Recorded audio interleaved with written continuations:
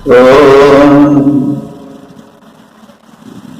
प्रेमियों, सभी श्रोताओं, संप्रति हम सब ऋग्वेद के प्रथम मंडल के 17वें सूक्त के 6ठे मंत्र की व्याख्या सुनेंगे। इस मंत्र में गायत्री शब्द का प्रयोग है और इसके दृष्टा ऋषि हैं मेधातिथि काल और देवता है इंद्र वरुण। इस मंत्र का शीर्षक है कि देने वाला इतना दे कि वो उपभोग और दान के लिए पर्याप्त है। तो अब हम इस दुर्लभ मंत्र का पाठ करें। तयोरिदवसा वयं सनेम निज धीमहि स्यादुत परेचनम्। हे देव प्रबल, उभय देव इंद्र और वरुण, इत आप पूर्वोक्त दोनों देव इंद्र और वरुण आपके संरक्षण में अवसा माने संरक्षण द्वारा वयम हम सब आराधक साधक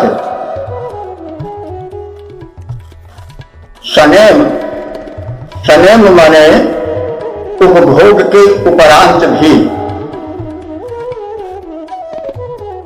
स माने और देखिए नी है उत्सर्ग पहले धीमहि के, तो यह धीमहि के साथ लग जाएगा निधीमहि।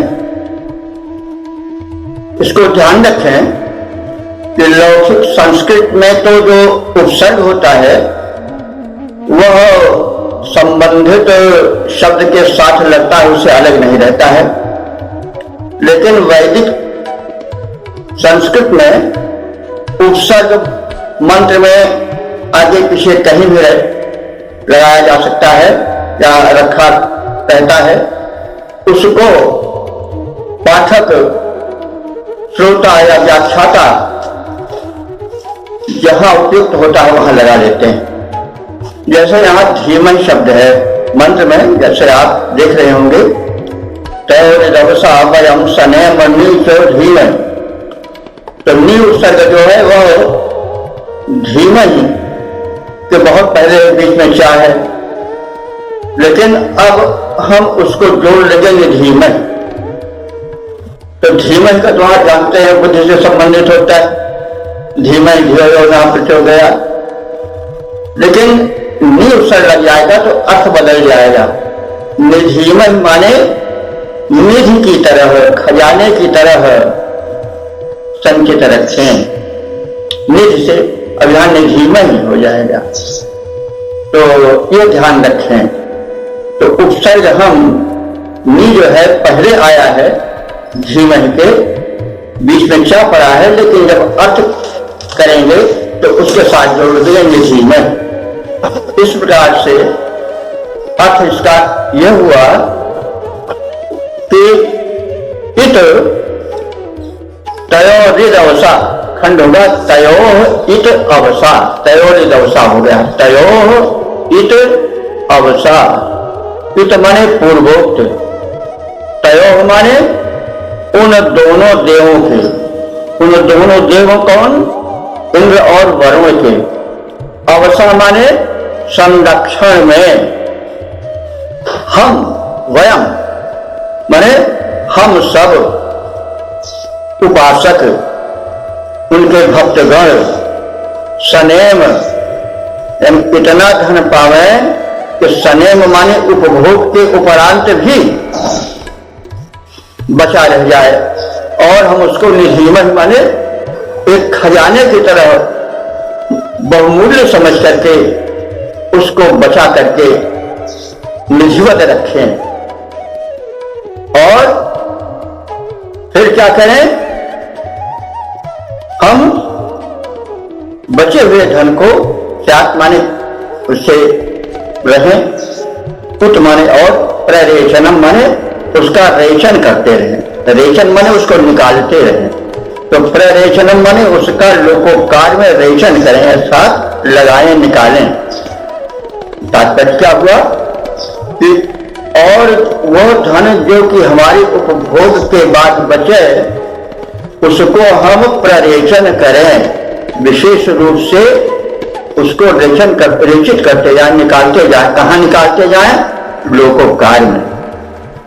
तो अर्थ यह होगा कि पूर्वोक्त उन दोनों देवों इंद्र और वरुण के अवसामान्य संरक्षण में उसके द्वारा हम सब पर्याप्त धन पावे और उस धन को सनेम माने उपभोग के उपरांत भी घटा हुआ न पावे और उसको हम निधिमन माने अपने खजाने में या अपने कोष में सुरक्षित रखें। किस लिए सुरक्षित रखें? प्ररेचनम, लोकोपकार में विशेष रूप से लगाने के लिए उसको अवशिष्ट रखें, बचाए रखें। तो इस प्रकार से जो इसका सामान्य अर्थ होगा यह होगा कि हे इंद्र और वरुण देव, आपकी सुरक्षा में जो धन हम पाए उसको अपने उपभोग में लगाएं और वो इतना पर्याप्त हो कि हमारे उपभोग के उपरांत भी बचा रहे और उस बचे हुए धन को हम लोकोपकार में लगाएं, जनहित में लगाएं। तो ये मंत्र का सामान्य अर्थ हुआ। इंद्र वरुण से संरक्षित हम सब, अब इसको हम देख लें छंदोबद्ध रूप में। इंद्र वरुण से संरक्षित हम सब इतने धन को पाए, इंद्र वरुण से संरक्षित हम सब इतने धन को पाए, उपभोग करें तो भी न घटे, उपभोग करें तो भी न घटे, स्थिति अभाव की न आए, स्थिति अभाव की न आए, धन बचा रहे, लोकोपकार में जनहित में लगता जाए। धन बचा रहे, लोकोपकार में जनहित में लगता जाए। यह जनहित और आत्महित दोनों इस प्रकार सधता जाए। यह जनहित और आत्महित दोनों इस प्रकार सधता जाए। देखिए इसका संदेश है कि धन देव का होता है दाता, जैसे पहले बताया गया देवता का दाता, और दाता के साथ प्रकाश दाता भी वो है, प्रकाश ज्ञान का प्रारूप है। तो हमें लौकिक धन भौतिक धन हर प्रकार से दे और पर्याप्त मात्रा में दे, लेकिन जो पाने वाला है, आराधक है, उपासक है, वो उसको अपने में ही समेटा न रह जाए।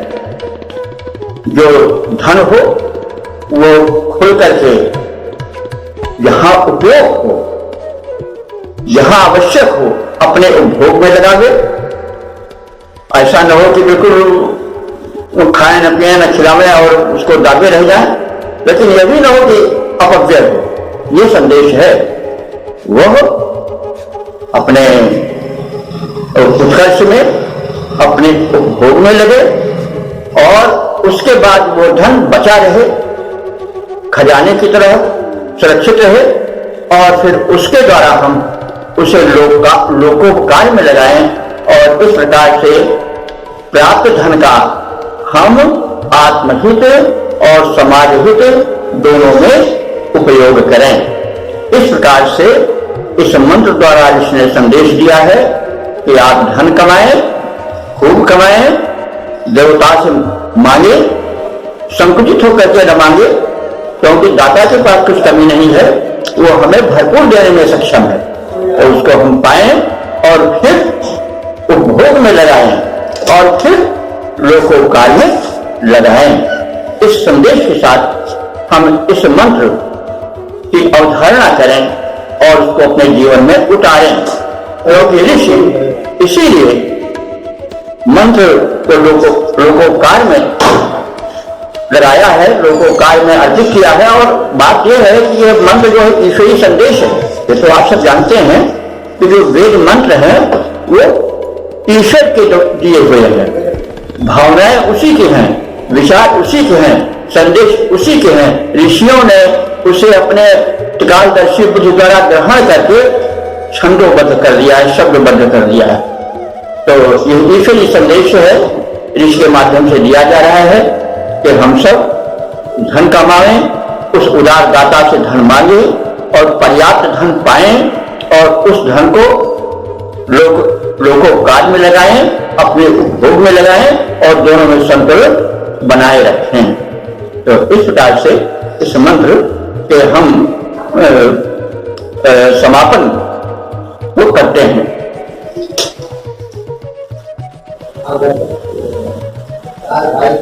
प्रियात्मन बंधुओं, सुधी श्रोताओं, अब हम ऋग्वेद के प्रथम मंडल के 57वें सूक्त के 7वें मंत्र की व्याख्या प्रस्तुत करेंगे। मंत्र के दृष्टा हैं मेधातिथि कांड, छंद गायत्री है और देवता इंद्रा वरुण। तो इंद्रा वरुण की स्तुति तो है ही है। पहले हम मंत्र का अवलोकन कर लें। इस अवलोकन के पूर्व हम मंत्र के शीर्षक को देख लें तो अच्छा होगा। शीर्षक है मंत्र का इंद्र वरुण दोनों देव हमको धन और विजय साथ साथ दें। तो अब मंत्र का अवलोकन करें। इंद्रा वरुण वामहं हुवे चित्राय राधसे अस्मांसु जिज्ञुषमस्कृतम्। तो हे इंद्र वरुण देव, इंद्रा वरुण, इंद्र और वरुण देव, वाम माने तुम दोनों को, वाम हम शब्द है नहीं तो वाम अहम खंड करने पर हो जाएगा कि वाम तुम दोनों देवों को, अहम मैं अस्तोतायम मैं भक्त रूप में हुए मैं तुम्हारा आवाहन करता हूं। तो हे इंद्र और वरुण दोनों देवों, मैं भक्त तुम दोनों का भक्ति पूर्ण आवाहन करता हूं। प्रयोजन क्या है कि चित्राय राधसे, चित्राय माने चित्र विचित्र आनंदप्रद भांति भांति के धन वैभव के लिए राधसे, राध शब्द के विषय में कई बार कहा जा चुका है। राधेति साधनोज कार्यम इति राधा, धन सभी कार्यों को सिद्ध कर देता है, इसलिए उसको राध कहा जाता है। तो राध से धन के लिए हम आपका आवाहन करते हैं। तो आप तो धन दे ही, साथ ही साथ और क्या दें? आसमान माने हम लोगों को ये दुष्ट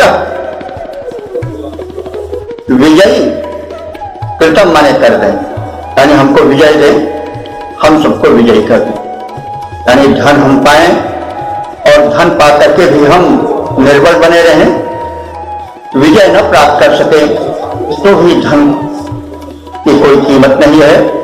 यहाँ पर ये मत समझिए कि हम किसी तरह से दादागिरी करके विजय प्राप्त कर लें। हम लोगों के मन पर विजय प्राप्त करें, हम लोगों के हृदयों में छा जाए, हम अपने लोगों द्वारा संसार पर विजय करें। क्योंकि विजय का अर्थ हमेशा ध्यान रखिएगा, सीधे सीधे कर दिया गया है वेद में, तो उस विजय से मतलब नहीं हुआ कि हम सबको किसी को रहने दें, सबको परास्त करते चले ना, कभी नहीं। ऐसा संदेश न ईश्वर दे सकता है, ना कोई विचारवान ऋषि दे सकता है। तो विजय को और धन को आप व्यापक अर्थ में हमेशा दिया करें। हम बताते चलते हैं, अर्थ के साथ साथ उसकी व्याख्या करते चलते हैं, लेकिन अगर न भी कहीं हो तो भी ये हमेशा ध्यान रहे, ये वेद जो है देव संदेश है, ये बड़ा ही अटल है, बड़ा ही सत्य है, बड़ा ही सर्वव्यापक है और ये शाश्वत है, नित्य नया है, प्रकाश बाधित है। तो ये जो वेद वाक्य है ये हमेशा आत्म कल्याण और लोक कल्याण दोनों को लेकर चलता है और इसी दृश्य अर्थ देखना चाहिए। तो ऊपर से तो समझ पड़ रहा है कि जैसे बस हमें धन दो, हम विजय दो, ये तो ठीक है, धन और विजय का, लेकिन उसका जब हम अर्थ करेंगे तो ये नहीं कि हमको धन चाहे जैसा मिल जाए हमें आप दो उचित अनुचित ढंग से, ये नहीं। आप हमें धन दो और चित्राय बने, चित्र विचित्र का मतलब हुआ कि भांति भांति के अनोखे आकर्षक धन दो। धन की कई कोटियां होती हैं, सब बताई गई हैं, आप लोग समझें। और साथ ही साथ हमें विजय देंगे, उस धन के द्वारा हम विजय प्राप्त करें दुष्टों पर, जनमानस पर, और आगे बढ़ें तो हम स्वर्ग तक विजय प्राप्त करें। कहने का मतलब हुआ हम उसे भी प्राप्त करें।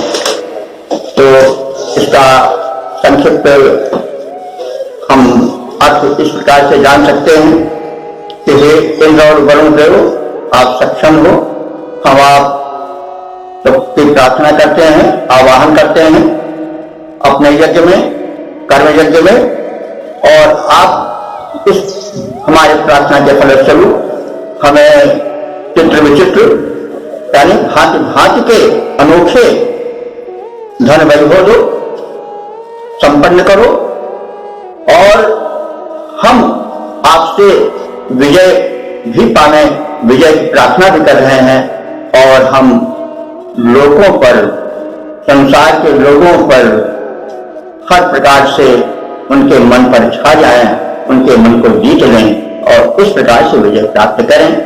तो इसको हम छंदोबद्ध रूप में भी देख सकते हैं। हे इंद्र वरुण देवो, तुम दोनों को हम भक्त पुकार रहे हैं। हे इंद्र वरुण देवो, तुम दोनों को हम भक्त पुकार रहे हैं। भांति भांति के धन वैभव दो, हम सब तुम्हें निहार रहे हैं। भांति भांति के धन वैभव दो, हम सब तुम्हें निहार रहे हैं। धन के साथ साथ ही हमको देवो विजय प्रदान करो।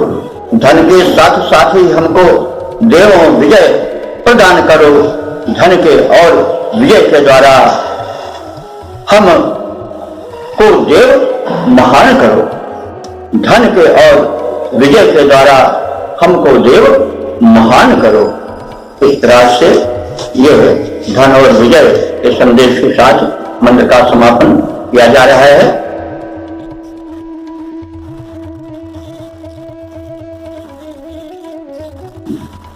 प्रियात्मन सुधी श्रोताओं, सौभाग्य का विषय है कि अब हम ऋग्वेद के प्रथम मंडल के 17वें सूक्त के 8वें मंत्र की व्याख्या करने और सुनने जा रहे हैं। इस मंत्र के दृष्टा हैं मेधातिथि काल, छंद गायत्री है और देवता इंद्र वरुण है।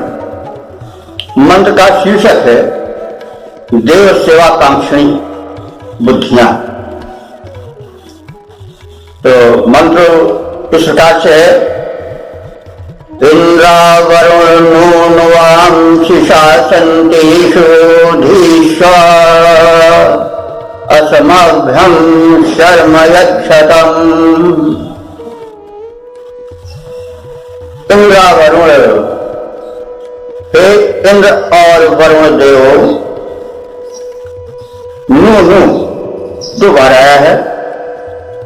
नु नु मनुष्य नु जो है वो निपात है, तो कोई चीज दो बार कही जाती है तो अर्थ पर एक बल देने के लिए धीरे धीरे चलो, मीठे मीठे बोलो। तो चलने या बोलने या करने की क्रिया में शीघ्रता लाने के लिए शब्द को दोहरा दिया जाता है। तो नो नो माने जो है वो शीघ्र ही। तो हे इंद्र वरुण देव, हमारी बुद्धियां बड़ी शीघ्रता से, बड़ी उत्सुकता से, शिशा संतीश धीश बुद्धियां हमारी जो है वो आपकी सेवा करने को आतुर है। हमारी बुद्धियां चाहती हैं कि बड़ी शीघ्रता पूर्वक हम आप दो महान देवों की सेवा करते चलें और आप इसके बदले हमें कुछ प्रदान करो, क्योंकि संसार से मांगना ठीक नहीं। आप समर्थ हो, आप दाता हो, आपके हम भक्त हैं, आप हमें हर प्रकार से सुरक्षित रखते हो, तो हम आपसे मांगे और मांगे तो पर्याप्त मांगे।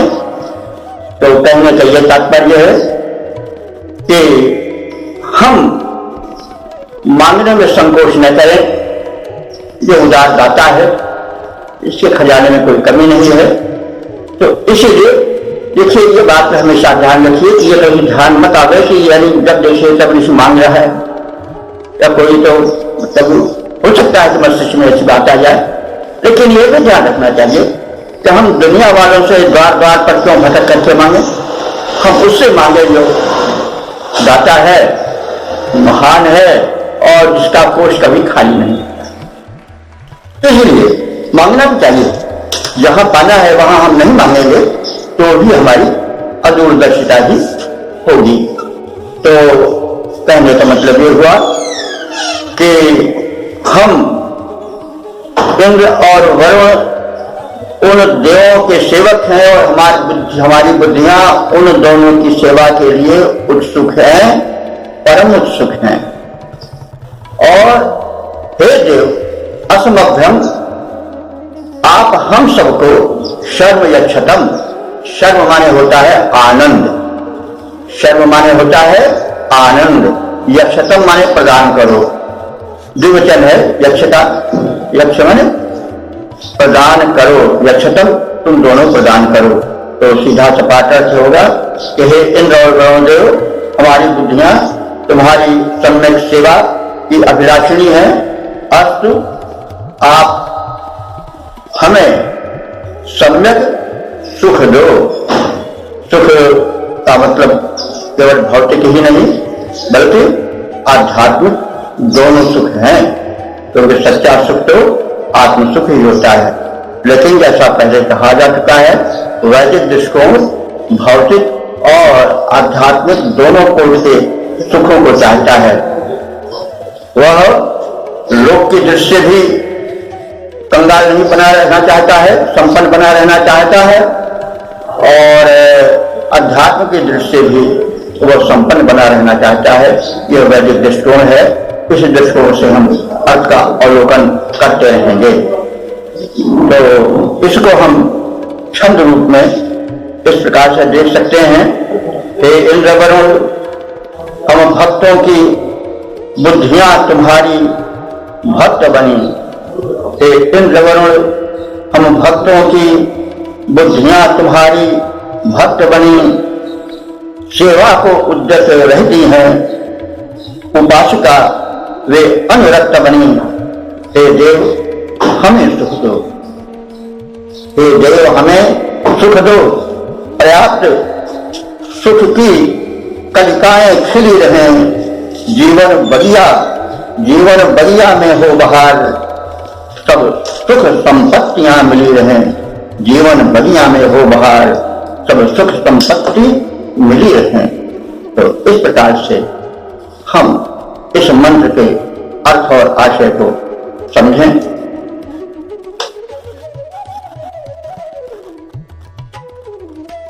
प्रियात्मन सुधी श्रोताओं, अब हम आप सबके समक्ष इस सूक्त के अंतिम मंत्र को व्याख्यायित करेंगे। यह मंत्र जो गायत्री छंद में निबद्ध है, इसके ऋषि हैं मेघातिथिकांड और देवता हैं इंद्र वरुण। और इस मंत्र का शीर्षक है उत्कर्ष पदायिका स्तुतियां। तो अब हम सर्वप्रथम मंत्र का अवलोकन करें। प्रवाम स्नोतु सुष्टु तुंद्रावरुणां हुए या मृधाथे सधस्तुतिम्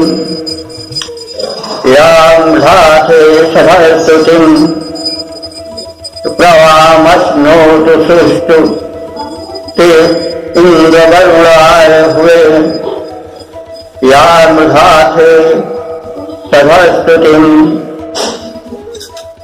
तो प्रवाम अश्नोतु, प्र उपसर्ग है, वाम तुम दोनों के लिए आया है।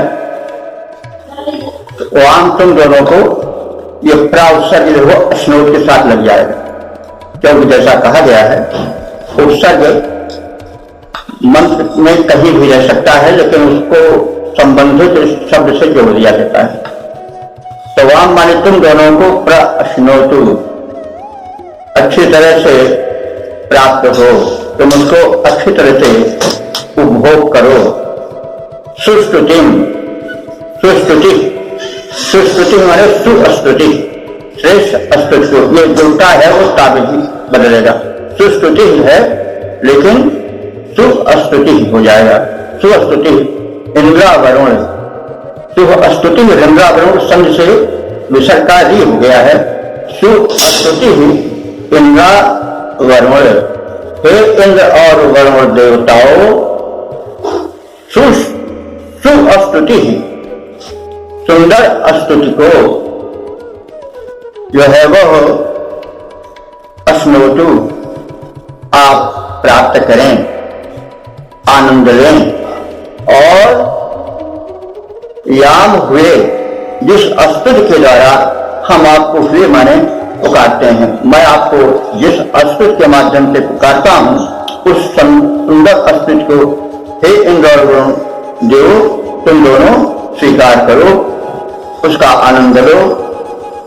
या मृधाथे सहस्तिम, और वह जो सुंदर स्तुति है वो सधाथे माने तुम दोनों की मिली जुली स्तुति।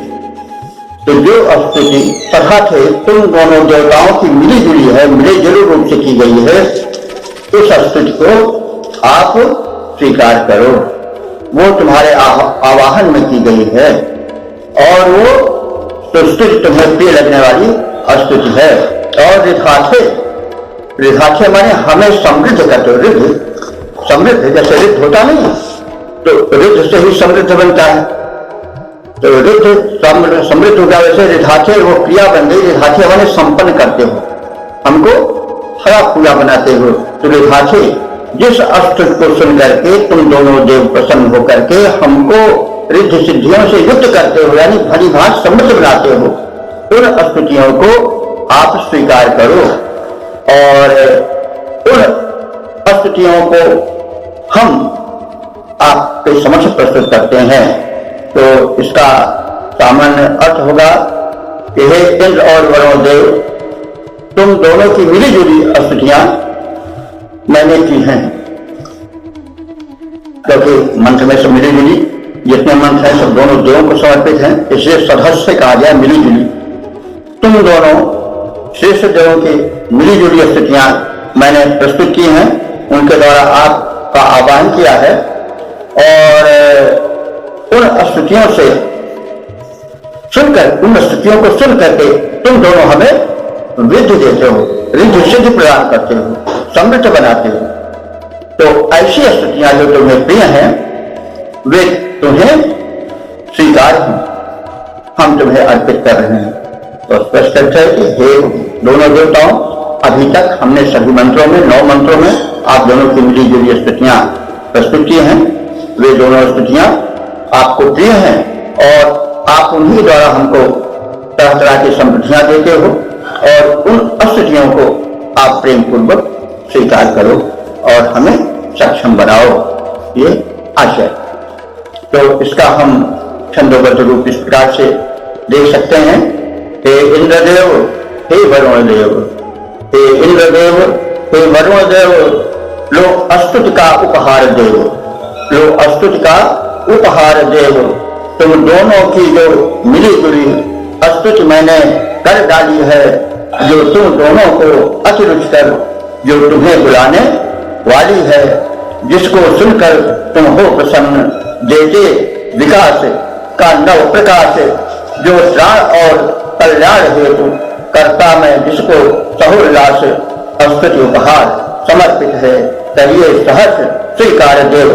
स्तुति उपहार समर्पित है, करिए सहर्ष स्वीकार देव। हे इंद्रदेव, हे वरुण देव, लो स्तुति का उपहार देव, लो स्तुति का उपहार देव। तो इस प्रकार से इस सूक्त का समापन हुआ। अब इस सूक्त के सार को हम संक्षेप में जान लें। इंद्र और वरुण दोनों देव ऋग्वेद के ब्रह्मदेव हैं।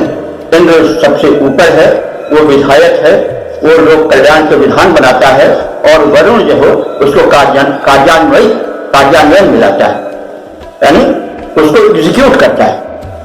तो ये दोनों देव, क्योंकि विधान एक जगह है और उसको एग्जीक्यूट करना, उसको व्यवहार में लाना, उसकी संरक्षा करना, यह उस शक्ति का काम है जो संरक्षण करती है।